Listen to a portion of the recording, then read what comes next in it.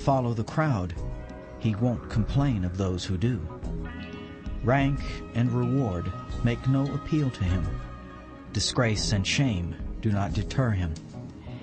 He is not always looking for right and wrong, always deciding yes and no. The ancients said, therefore, the man of Tao remains unknown. Perfect virtue produces nothing. No self is true self, and the greatest man is nobody. Chuang Tzu. Chapter 34. The point of the ride is the ride. My barn having burned to the ground, I can now see the moon. Taoist saying. I did give Jolene her next assignment. It was a simple one. Next time we speak, I told her, let's do it without the cave theater analogy. Try to explain all this stuff to me in the most unadorned terms.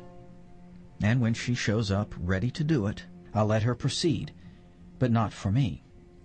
I'll have her explain it to someone who's not already familiar with it. When she's done, she'll possess a clear understanding of the difference between being asleep within the cave, being awake within the cave, and being out of the cave. And if that's all she ever gets from her time with me, then she'll at least be literate enough to order off the spiritual menu for the rest of her life. I make my way downstairs looking for some lunch. As usual, the fridge is stocked with leftovers that have somehow improved with age. I grab some seed pulao, apple rice, and a masala dosa, and make a plate, which I nuke for a minute before spooning on some pear chutney. Kings and princes don't eat this well. I eat standing up in the kitchen. The house is surprisingly quiet. A few of the gang stick their heads in and say hello or ask for help clarifying some point or another. Question: why am I always so dissatisfied? Why can't I ever just be content? Answer: you weren't born to be content. Your discontent is the engine that drives you. Be grateful to it. Question: what does it mean if I saw a blue pearl during meditation? Answer: it means you saw a blue pearl during meditation. Question: where's the cream? Answer: top shelf behind the juice. But for the most part, the house is unusually silent. I don't think there's anything special going on. It's just one of those low-energy days. Everybody's probably lying around, taking naps, reading, keeping to themselves. In fact, I don't know what to do with myself. I don't feel like sitting in front of the computer. I don't feel like sitting in front of the TV. I don't feel like reading. I don't feel like taking a nap. I don't feel like going anywhere. Okay, I guess I'll just stand here. Eventually, Julie makes her way in. She tells me she spent the morning in the living room just looking through the books and reading this and that. I'm glad to see her, although I notice that she seems a little frayed. She asks about continuing the interview, which I'm happy to do.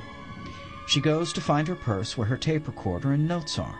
When she returns, she clips the mic to my shirt front, and I stick the little recorder in my pocket after she turns it on. Ready? She asks. Yes, ma'am. Okay, she says, consulting her notes and leaning into my collar to speak. Question 12. Jesus said, stop, I say. She does. I don't do that.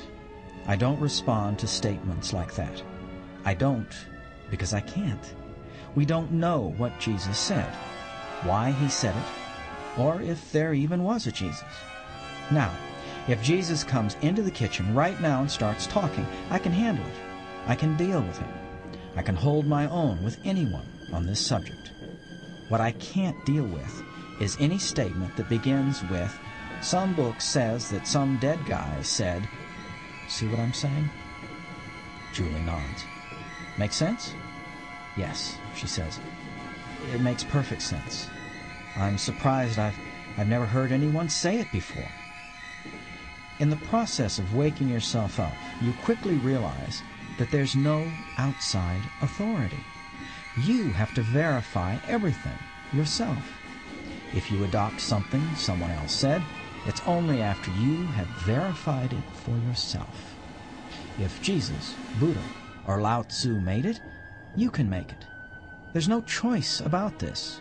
You can't walk in someone else's shoes, and there are no turnkey solutions. Question 13.